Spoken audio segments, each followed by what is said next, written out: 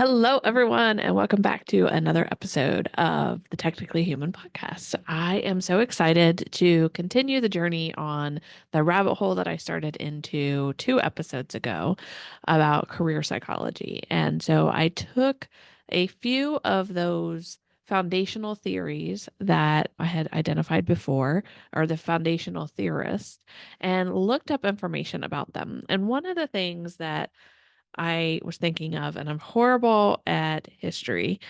I'm thinking about time frames, but I thought when it talked about the very first theory Frank Parsons came up with was in 1909. And I thought, that sounds like a really long time ago to think about like career counseling, career coaching, like when that whole concept came about, even though it may not have had the name at that time.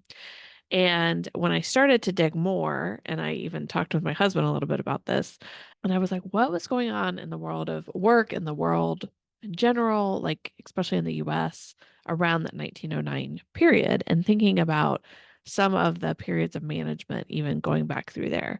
1760 through 1914 was the Industrial Revolution. The Industrial Revolution had matured. It ended around 1914. Large corporations were starting to emerge, and Frank Parsons held many hats. And this was interesting because most of the time when we look at a theorist, especially in the world of business, we see a lot of psychologists, sociologists, things like that. Frank Parsons was a civil engineer. He was an attorney. He was a professor. He was an author. He was a political reformer, and he was an advocate for workers' rights. So he wore a lot of different hats. In 1908, he actually started the Boston Vocation Bureau, and that was regarded as the first organized career counseling center. The interesting thing is that he died in 1908. His book was actually published in 1909. And what he did in his book is he talked about 3 different aspects. He talked about knowing yourself and who you are. So today we talk about self awareness, emotional intelligence are big parts of that. Know the world of work. So thinking about the environment, the opportunities that you have, and then using reason to match the two. So, who you are, the world of work, and what is the right mix to that. So, I thought that was really cool.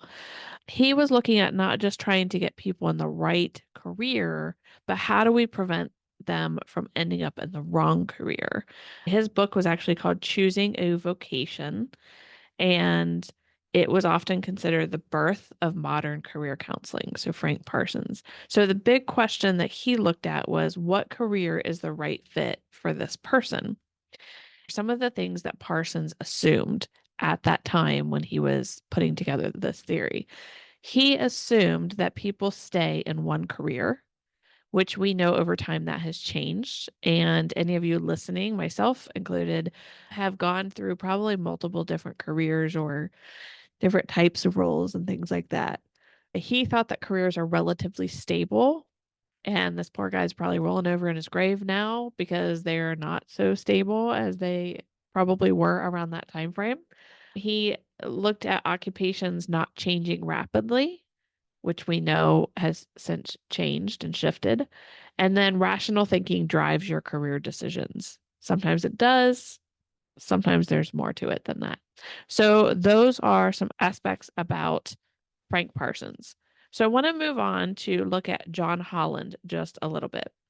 So, John Holland was looking at personality and environment fit. He asked the question, why are some people happy in one job, but they're miserable in another? So, he was thinking more about what's the environment like, and is that a good match for you? And some of you listening may recall a time where you either have gotten into a job role or maybe you've done a volunteer role where you're in an environment where you're absolutely miserable.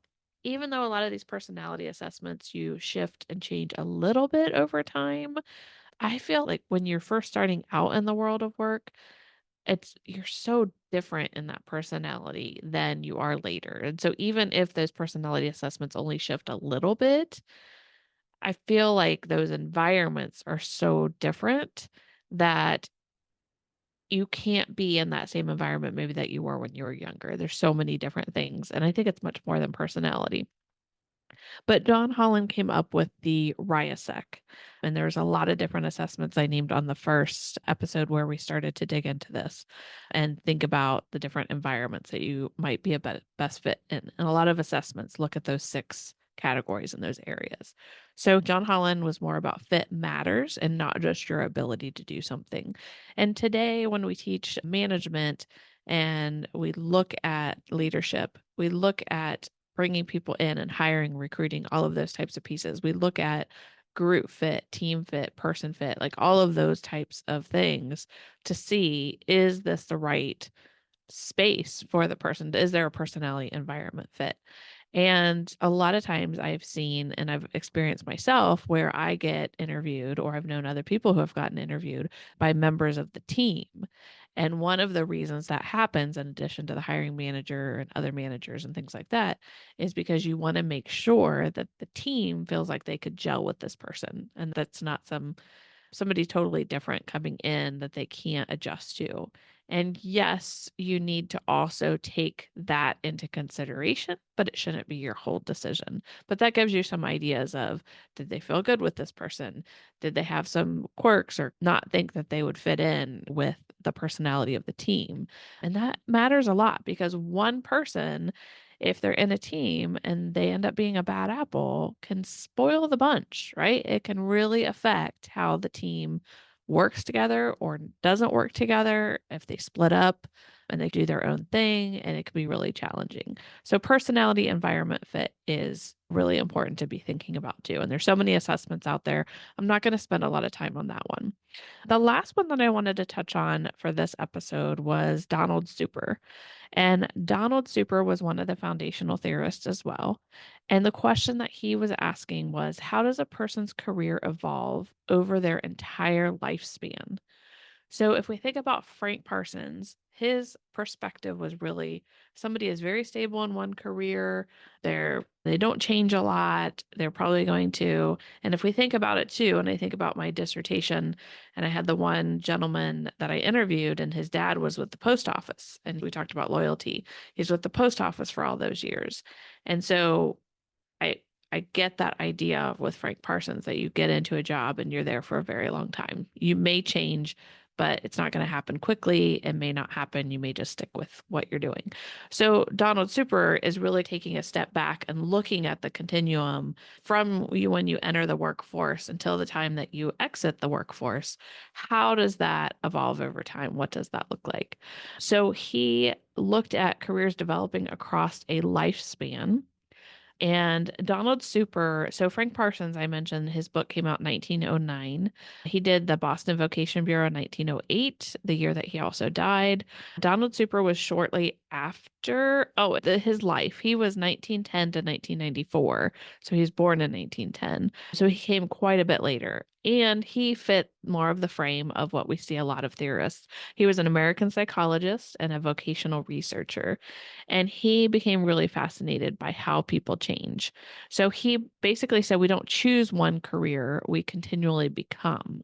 And so some of the things I found out about Donald Super is you build a career that reflects how you see yourself.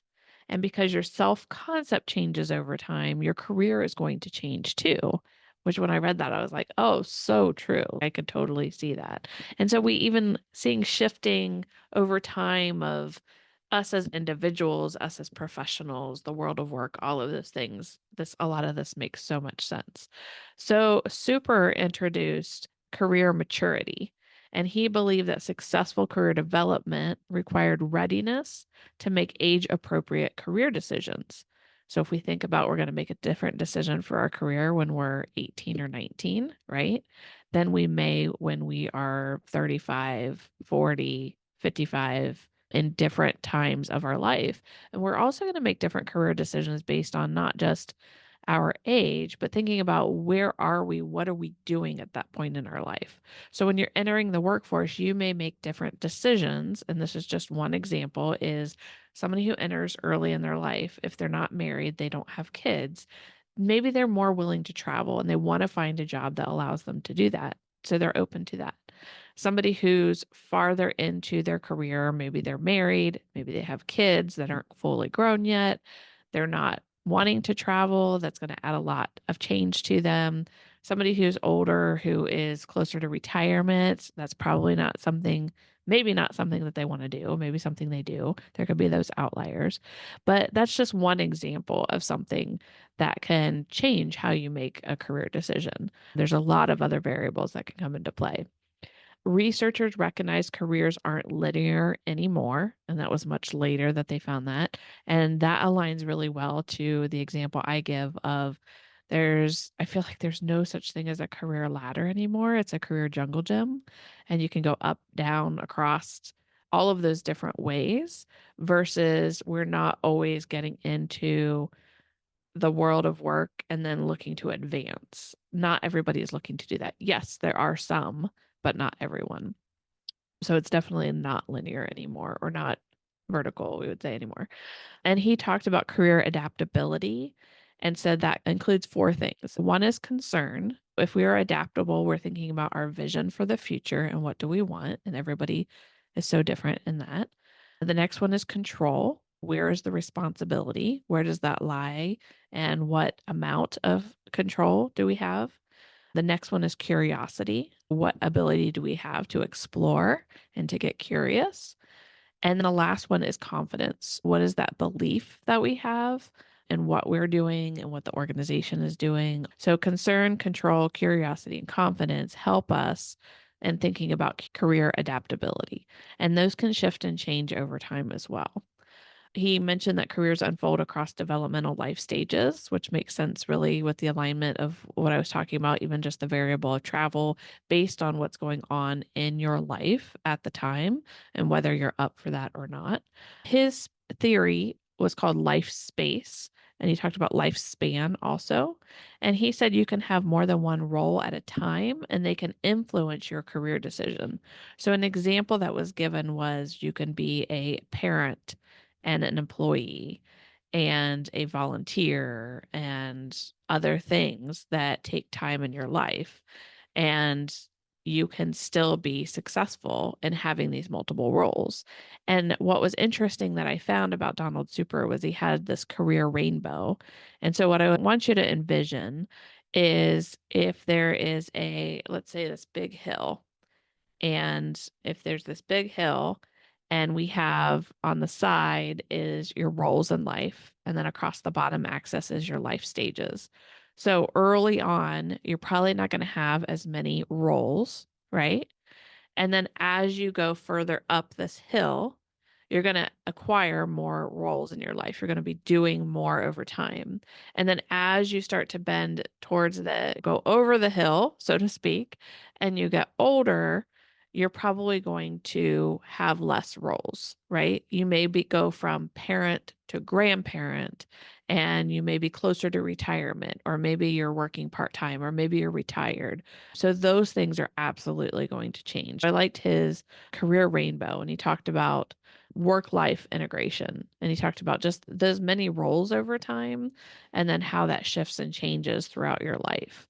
A lot of very interesting things in Frank Parsons and John Holland and Donald Super. Those are some of the theories that I wanted to cover. A couple other notes I wanted to share. So, why some of these theories were revolutionary. Before, you may have looked for a job. And then after, when we think about these time frames and these theories, is it's not just finding a job, it's finding the right fit. I know there can be times when individuals are looking for a job, and especially in today's job market, which is really challenging, you just need a job. You also need to figure out what is your value and make sure you're not completely undervaluing yourself. And also keeping in mind that you have to pay bills, right? Or you have to change your lifestyle for that. And you also want to see how can we find the right fit, because I don't want to work this job and then realize I can't do this, or this isn't the right fit for me, and then have to go find something else, trying to find that right fit.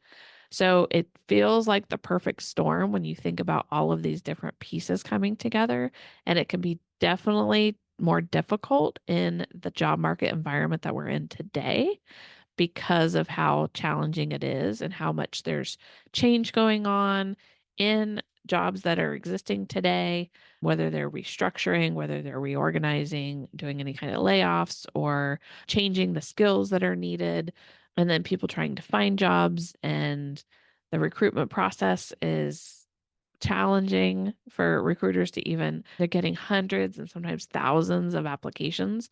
So how can they get back to people so quickly? And the systems, sometimes they're a little bit antiquated. How are we using AI so it's from a human perspective so that it is as fair as possible and that we're being as humane as possible to people, especially with people who are applying to a lot of different jobs and just feeling like they throw their application in the box and it disappears, like it goes in the garbage can and they don't ever see it again.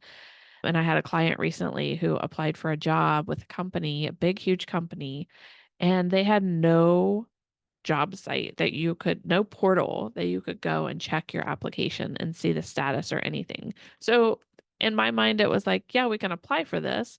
I don't know if we want to spend a whole lot of time on this because who knows? You may never hear from somebody again. Whereas at least the portal, even though sometimes the status stays there forever, you can check on something and see something. But definitely a lot of problems in the world of recruitment and selection, and especially thinking about the role that AI has played in it and how it challenges and harms the process in a way.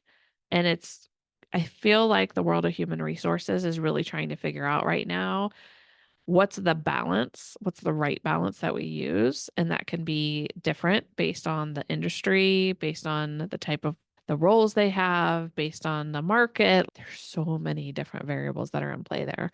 So very challenging, not only for the organization, which we often don't think about and we think badly of, but it's for the organization and for those people that are looking for those roles. So finding a right fit can be challenging in this market, but over time we've seen that at least we have that opportunity, right? Because a lot of people are going to be looking for jobs and they're going to pass up different things because it's not a fit. Hey, that's not something that I'm really good at or that I have experience with. I'm going to move on to the next thing, especially if that's something that's a huge part of the job role.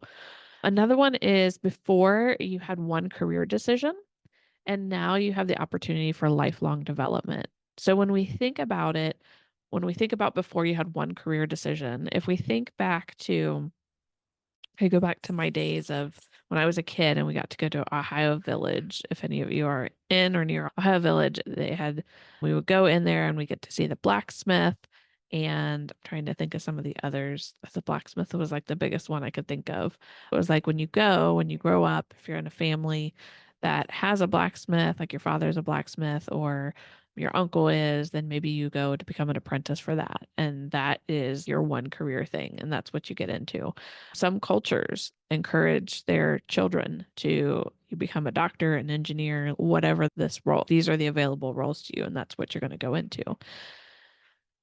Over time, that has shifted, and you have that ability to develop over your life, change careers, change your mind, figure out what the right fit for you is, and have a lot of different options versus saying, you're just placed here. The other thing is before we were more focused on skills and what are your skills now, and I say this with a grain of salt, thinking about the job market in 2026 and even in the years prior, we think about identity. It's kind of thinking about where is that right fit and what are the values that I have, the morals that I have. I have definitely in the past when I've looked for jobs, looked at a company, which you should not just look at the job role, but look at the company. And I read more about the company and I'm like, that doesn't really align with me. I don't feel comfortable if I would work for that company. So I'm not even going to apply. So you want to make sure that it's a good match to your identity and who you are, and that you're not afraid to tell people that you work for this company and to stand behind what they're doing. And then before we had occupation, and then after we have more of self concept. So really thinking about ourself, and it's not just a job. Think about how many hours we spend in our career throughout our lifetime. It really becomes a big part of ourself, right? Whether we like it to or not. So, what I want to do on the next episode when we talk is I want to dig a little bit more into some of the modern career psychology, some of the timelines, and some of the more recent theories and dive into that a little bit more. I also want to share with you, I'm actually going to, I think, share this today. I'm not going to show it to you, but I'll explain it to you. So, one of the things I talked about on part one was I can't remember exactly the visual that I used thinking back to it, but I talked about the way that I ended up creating it. I drew it out visually. Is I have three circles within each other. So, the outer circle, and I think this is the way I explained it now that I'm remembering more on the episode before. The outer circle is job search advice. So this is like that tactical layer, getting the interview. It's thinking about your resume, your LinkedIn, interview prep, networking, salary negotiation, like all of those more tangible pieces, more tactical pieces that help you to compete in the job market. There is a lot of different things out there about human capital, job matching research, labor economics research, all of those types of things. So, this is really that tactical outer layer. And what we start to go in further is when we go into that next layer, it's career coaching. And this is a little bit more strategic. And this is making sure that you make the right move. So, if we think about that best fit, job search, we may be just being, oh, I think that makes sense. Almost like you're throwing a dart against the wall. And this seems like a good direction. Career coaching really refines what that direction is. So if you're thinking of the dartboard, the job search advice, maybe if you're putting together your resume or whatever, if you don't have that career coaching aspect or you don't have more insight into what you're looking for, you're shooting and you're just trying to hit anywhere on the board, on the dartboard. Career coaching, you're getting a lot more focused and trying to hit closer to that center of the dartboard. And even if you don't, if you get somewhere closer to the center, you feel like you're making progress. So this is where Donald Super that I talked about, John Holland, let's see, a couple others are David T. Hall, Nancy Schlossberg, Ed Schein. Some of the impacts here is that you create clarity and direction. So you're making intentional choices that align with your goals and your strengths. So you're actually getting more focused. Career exploration. So if you're not sure what you want to do, some of the things that you can do is take an assessment, work with a career coach, talk through what might be that right area. And what's been really intriguing to me is being able to have that conversation with a client or a student and say, have you ever thought about this? And they're like, oh, I didn't think about that. I'm going to take a look at it. I'm going to learn more about it. Or if you say, what about this? And they're like, I have no idea what that is. And then you start to explain more, and then they dive and they do some more exploration. It's goal setting, action planning, those types of things, navigating any kind of change, any kind of challenges. If you have ever experienced a layoff, career coaching can help you work through those, not only those emotions. And I feel like a lot of the career coaching I have done with clients who have been laid off has been more, a lot of people said, oh, I feel like you're my therapist, like helping me through. And I've experienced that as well now and helping me through what does that look like and how does that feel and how do you evolve over time and things like that. Or if you're looking for a job and you're frustrated or you're feeling burnt out in your work, career coaching can help towards some of that. And then when we get to that most inner circle of the model that I'm talking about, this is where we hit career psychology. And so this is that foundational layer where you really understand yourself. And the sad thing is that a lot of people will never, ever get here. It's very surface level. Need to find a job, any job, it doesn't matter. And that's okay, right? We need a lot of different people and a lot of different aspects to help run the world, right? But then we start to peel a little bit more with that career coaching, and then we dive even deeper with that career psychology. We're really getting an understanding of ourselves. Parsons is an example of a theorist for here. Holland and Super touch on this as well. There's also, we'll talk about later, some of the more modern theorists that touch on this. Bandura, Dici and Ryan, Lent, Brown, and Hackett. Those are to name a few there. So this is where you are really diving in and getting more self-awareness. You're thinking more and you're learning more about how to unveil, how to unravel and get to that confidence layer. I believe so many of us have that in us. And it's just, how do we reach it? How do we get to it? Maybe how do we uncover it again? Because we probably have at certain times in our life. And this is also with resilience. And the point of this and getting into this layer is, how do you make sure that you're going to lead a meaningful and sustainable career and life?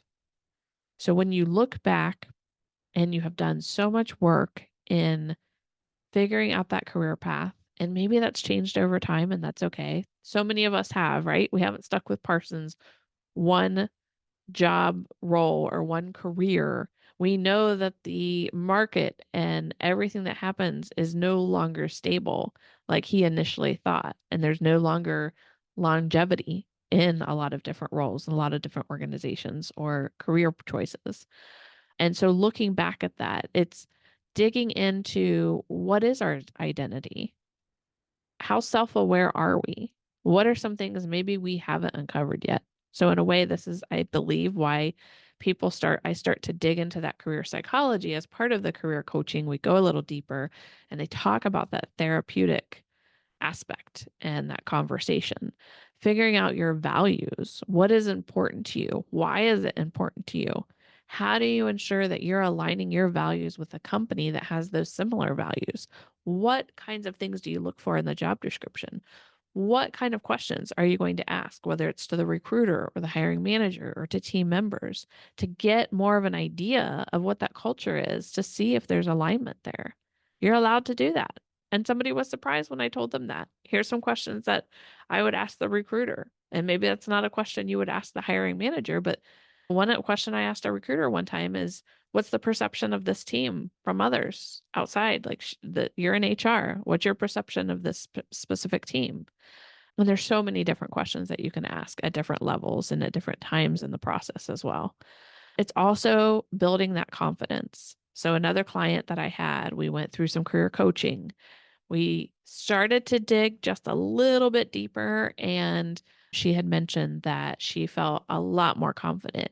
And a lot of it wasn't introducing, in my mind, something new. It was bringing to light, what are the things that you have? And we actually did a values assessment inventory with her. I did. And looked at, what are the things that are important to you? What are the types of roles that you're interested in? Are there other types of roles?